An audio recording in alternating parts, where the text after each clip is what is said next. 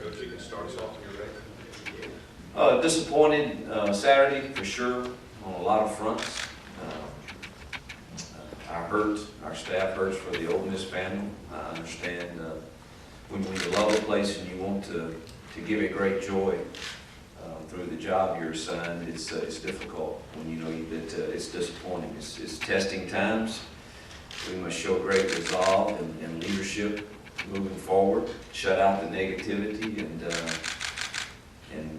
remain true to our core values. It's a great thing that our theme this year is Take a Stand, and this is a great teaching moment for young men in life, for our coaching staff, for everybody in this building to rally together and continue to work extremely hard. We're facing adversity in a lot of different ways, whether it be injury or tough opponents, disappointments. All of those things are part of life, and this is a great teaching time. We've got 5 great opportunities left. That's 300 minutes, and yesterday's team meeting was centered upon those and how those minutes should look and what we should do in prepping for those minutes and how we prepare and how we focus and controlling what we can control. And I'm optimistic and confident that our young men are going to play with great passion for those last 300 minutes that we have and prepare daily for those. It starts with A&M, very, very, very talented team, and extremely good athletes on both sides of the football. And, Kevin's done a really nice job there, and their defense is playing at a much higher level. And, they are going to be a really good test for us. It's good that we have them at home. I know that our people will be excited to get a night game here, an SEC game here, and our kids will feel the support of the great Rebel fans. All right, raise your hand, we'll bring the microphone to you. You've been bemoaning third down production on both sides of the ball. When you watch the film, how do you assess what's going on there and why you're having those issues? Yeah, it's very defensively. It's I've evaluated every one of them, and it's very frustrating. And either, like I've told our coaching staff, and as you know in life, it really doesn't matter what you know. It matters what your kids know. And there were 5 different occasions that we had the perfect call, and the play doesn't get made. Now, we've got to continue to see if we're not communicating it effectively, or if what's causing, or is it a lack of focus? But we've got to continue to work on it. There's times they get you. They have, Paxton Lynch is a good quarterback, and he made some throws in that game that we haven't seen a bunch of. But when you do have the right call, you've got to get off the field. And offensively, we've got to continue to work on what we think we can do, and try to just stay with those things. Coach, a lot of times your guys are in perfect position. I think tackling probably, I didn't count them, but I'm sure you got a chance to do that. How do you get that correct? Yeah, we had 30 missed tackles in the game, and go back to we probably the last few weeks laid off the endo, some trying to rest our legs for this 10-game stretch that we have, but looks like we need to go back to extending practice a little bit and having the endo time to tackle, because it sure was between the 5 right calls that you don't have and then the missed tackles that would have resulted in a non-conversion that they made for a long afternoon. Given any thought about maybe pulling some red shirts off some guys on the back end like Montreal Cusses or Monty Linton, Sean Curtis, some of those guys? Yeah, we think about all those things. Those are difficult decisions with 5 games left for sure. We'll continue to talk, but don't have anything to report today in that regard. Coach, obviously you coached some great receivers. How does LaQuan Treadwell compare to the very best? He's good as any I've coached. Obviously, I was a receiver coach here, and had Mike Wallace, and Shea Hodge, which were 2 really good ones, and then Dexter for a while, and then Dante was the best we had until, and McQuan is right up there with him, if not better. He is really strong, talented, physical, and playing at a high level right now. He's arguably the best I've coached.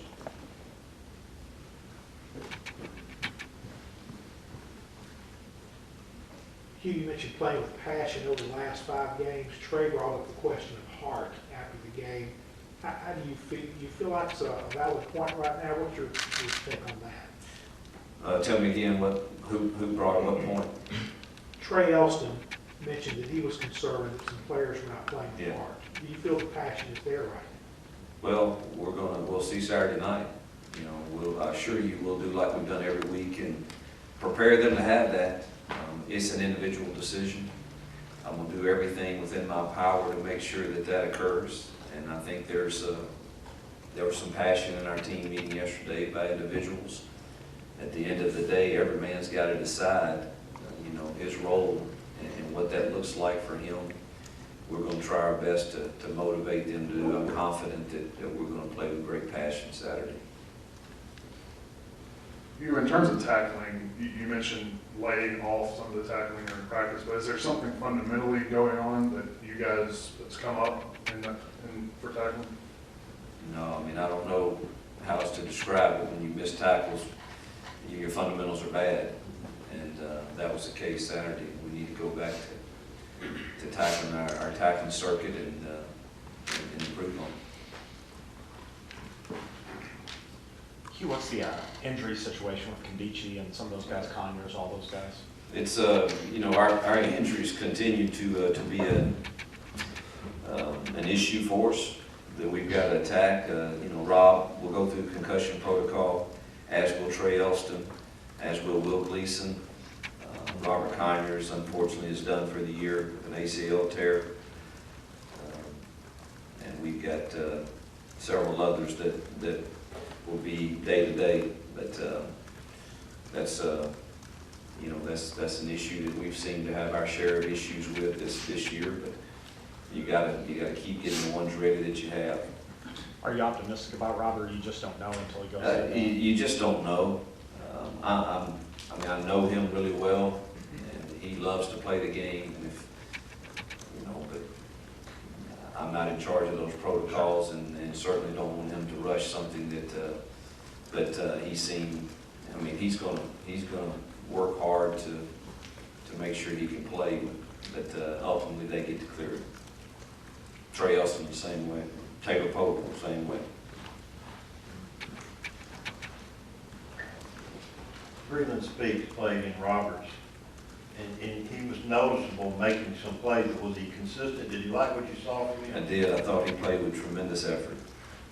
Sometimes when you don't have success, that gets lost, but he was a young kid who played extremely hard, played too many snaps. He had to, played 70 snaps, I believe, but played at a very high level. I was real proud of Breland. Let's talk about something positive. How about we got Larry Tunsil back at Amen. tackle? Amen. We need Get an that. amen on that one. Would that allow you to maybe move someone back to center or backup or a starter? We'll move Fawn back to right. That'll give us Larry at left and Fawn at right. And Justin Bell will go to center now. Rod Taylor and Jordan Sims at right guard. And Ben Steele, of course, at center. And left guard, Aaron and Javon. So hopefully we can stay healthy with those. And Christian Morris at left tackle also.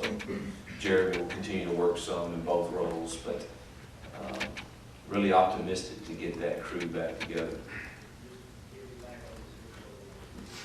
That is a positive. Yes, sir.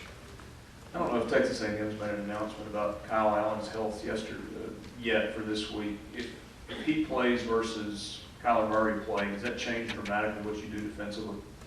It would change. They're different guys for sure, and you would have to change. I'm not real sure even what the injury was. I haven't seen that. I've kind of been locked in on us, but it would change, yes. I know there's been a lot said about the third down defense getting off the field. It looks like a lot of soft zones on the third downs. Have y'all taken a look at that and maybe a new strategy for it? Yeah, like I said earlier, I evaluated every one of those, and wasn't a lot of soft zones. We didn't make the plays or give them credit. They made a comeback throw to the field that it's really tough to defend, but we weren't in a lot of soft coverages Saturday.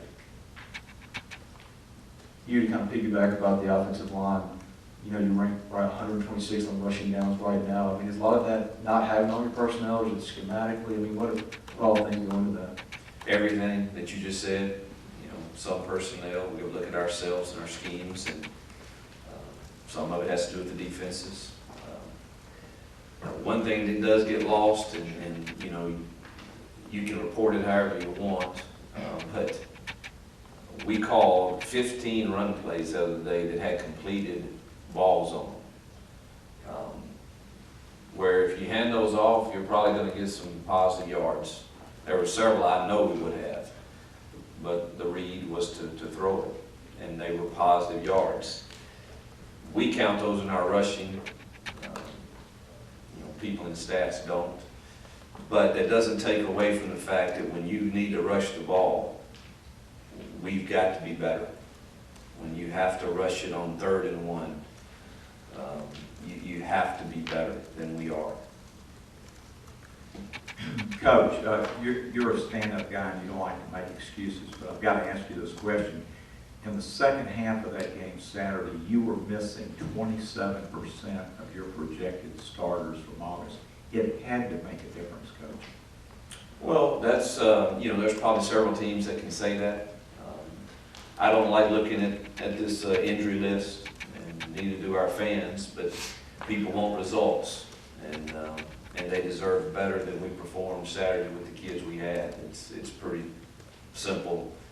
You know, and we played a good football team, but we've got to perform better, and I've got to coach better, and our coaches have to coach better. But there is no question that losing kids like Isaac Gross and C.J. Johnson and Tony Connor, those guys are heart and soul of your defense. I think that has affected us some for sure, and along with the many others that provide depth where kids don't have to play as many snaps. But it is what it is, and we've got to go with who we have.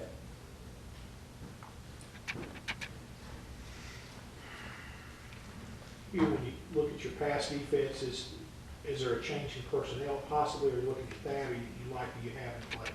Well, we really don't have, that's who we have right now, you know, with either injuries or we'll continue to improve and hopefully improve and ask our kids. And it'd be competition this week for sure between some guys that are back there, but we just got to continue to work and improve the things we're doing with those guys.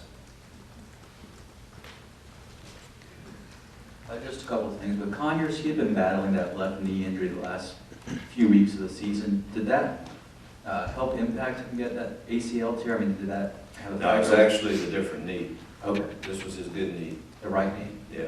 Okay. So. And with Kimdichie, do you plan on, I guess, bringing him back on offense this season following his injury?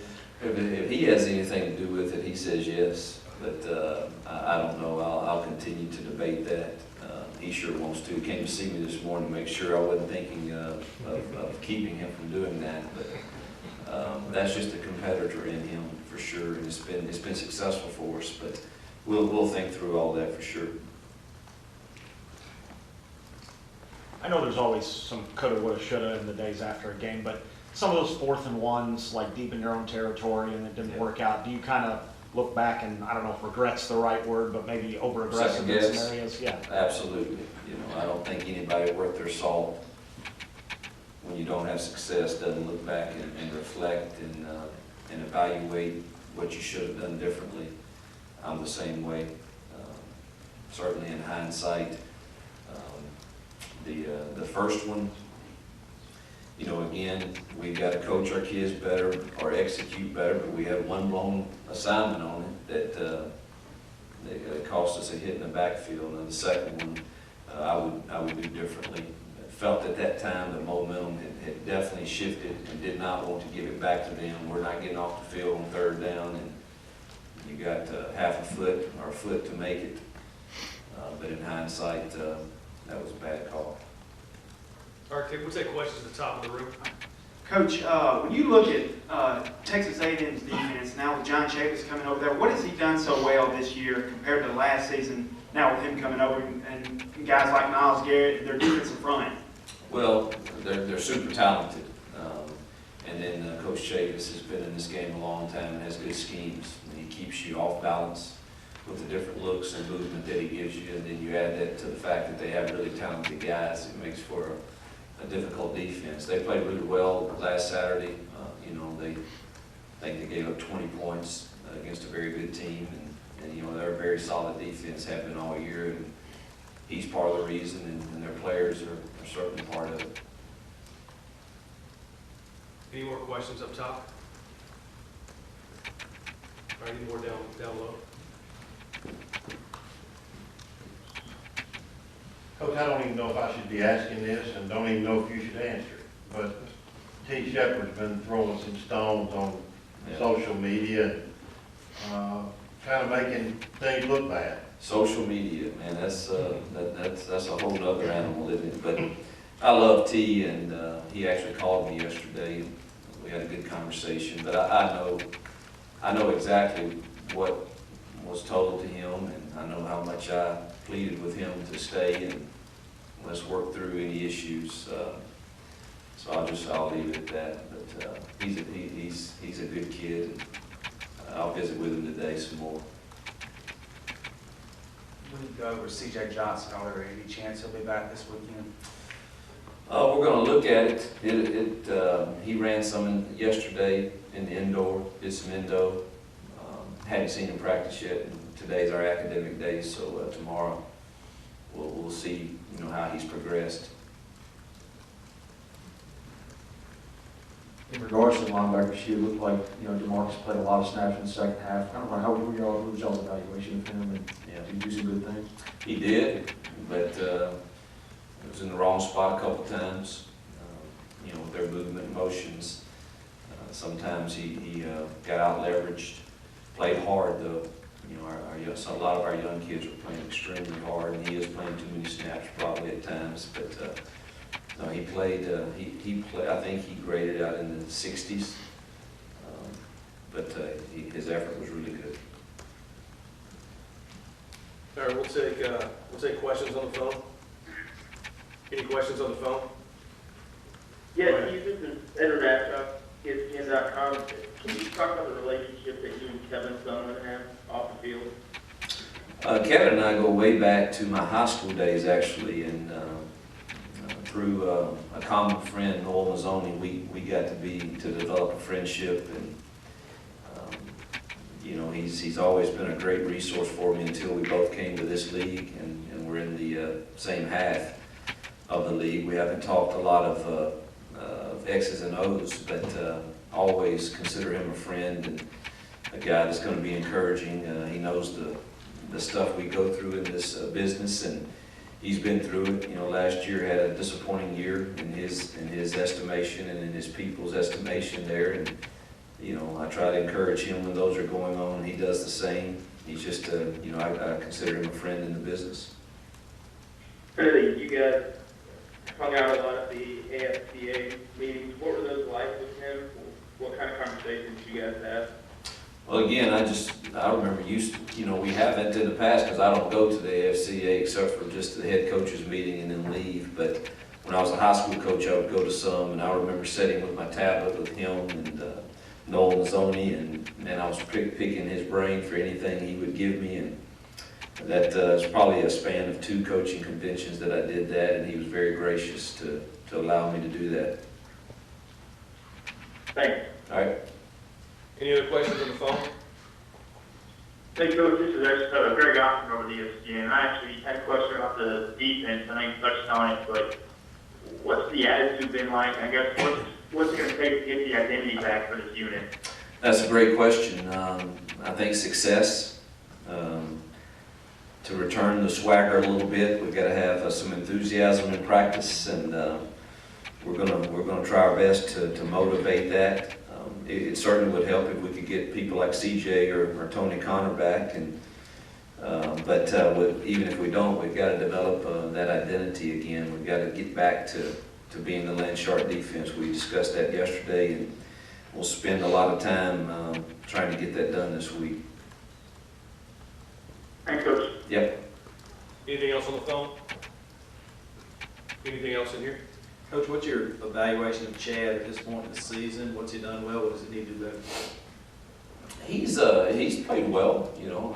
I don't think Chad's he's been a very positive, you know, and the things he's doing. He's an ultra competitive guy, and you know, you would like to see us never have turnovers. You know, and he made in the red zone. There's still a lot of learning that when we put a tag on something, you know, he's a little unsure, it seems like, and we've got to continue to coach him on that. We missed an opportunity the other day to hit a route down there, and we had to kick a field goal, which that happens sometimes, but I've just got to, me and Dan have got to continue to coach him, but he's been a positive. All right, anything else here in the room? All right, thank you. We say our condolences go out to Devontae Kincaid and his family and the loss of his brother. That's a terrible phone call to get this morning. We heard from him as he is dealing with that. Thanks, guys.